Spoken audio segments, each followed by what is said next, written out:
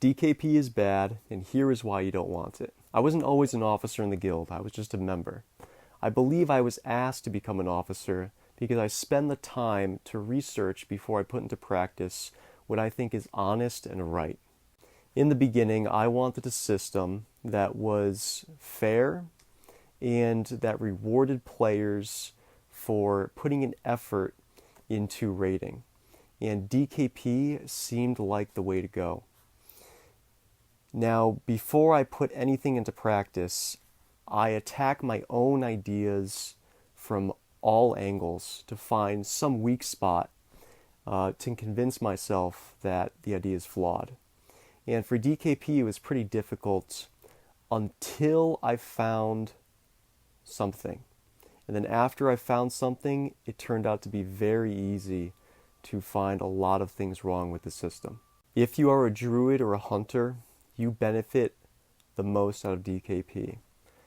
If you are a rogue or another popular class, you get penalized for DKP. This is because less popular classes gear up faster, and more popular classes gear up slower.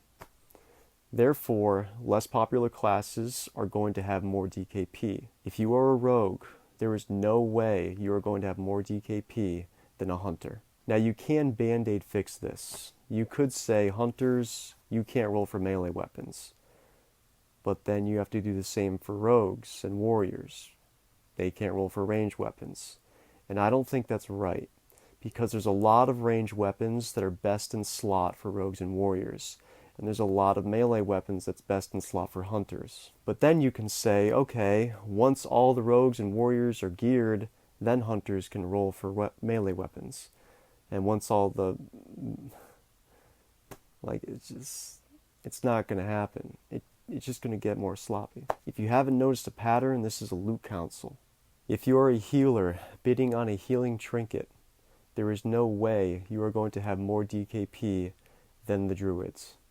Based on your class, you are placed somewhere on a totem pole of having disadvantage or advantage for DKP. If you are having trouble getting gear, it's probably because you have lots of competition with your class. With DKP, there is no way you are going to outbid someone who has less competition than you. Another problem I have with DKP is that you can purchase DKP with consumables. Now, this means if you are terrible at farming gold, or maybe you just have a more difficult time farming because of your class, or you have a life, you're punished for DKP. Now you can band-aid fix that and say, okay, no purchasing DKP with consumables. That's going to piss people off. It's going to divide the decision, it's going to cause drama, and that's one of many band-aid fixes that can be done to make DKP work. But the process of everyone voting on those decisions and everyone coming to an agreement on the same type of DKP is abysmal. It's going to cause drama. Now let's talk about the efficiency of DKP regarding raid time. I want to be able to kill bosses, acquire that sweet purple loot, and then go to the next boss to acquire more loot. Having a bidding war after every purple that drops, and bosses drop 3+, is going to consume too much time. Kill a boss, roll for the loot, on to the next boss. Those reasons were enough for me to throw DKP in the garbage. But there has been some controversy within the guild that wants DKP. Now let's talk about group gear equilibrium. This means that over time that a group of people acquire gear, that it should balance out.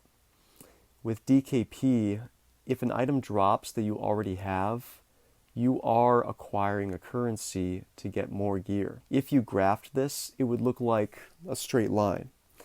Now, diagonal, this is important. Now, if you have a /roll system, if an item drops that you already have, this gives the item to another player without giving you any advantages. This equalizes everyone's gear over time. That straight diagonal graph then becomes a curved. I can't bend my forearm. It becomes like this. Okay? Now, something we have to take into consideration is with a slash roll system, it's going to be chaotic in the beginning, but eventually over time, there's nothing you can do to prevent a balanced amount of gear to be distributed between a group of players. If you roll 100-side dice 100 times, the average will be 50.5. No, it's not going to be 50, because you're not taking into consideration that 0 isn't an outcome. Therefore, the percentage is increased by 0.5. It's a statistics thing. Something to note for rewarding players who show up to raid more is with DKP, you are also punishing those who don't show up to raid. And a lot of the time, people have real life things to do. For example, someone in our guild is in the military. Last week, they had to fly to Germany. I don't think it's fair to punish people who have real life stuff going on. World of Warcraft always comes second between life in my book. And if you show up to raid more, you get to roll more. And naturally, through the math of rolling, over time you're going to get more gear. That's all I have to say about DKP. You can stop the video here. The rest is just going to be talking about myself. Hey, it's Blake. What's up, guys? Hey! Alright, so this is a shout out to you. If you are a guildie watching this video, you've been sticking with us through the ups and the downs, and honestly, like, I couldn't have this much fun raid leading if it wasn't for you guys. I mean that with the bottom of my...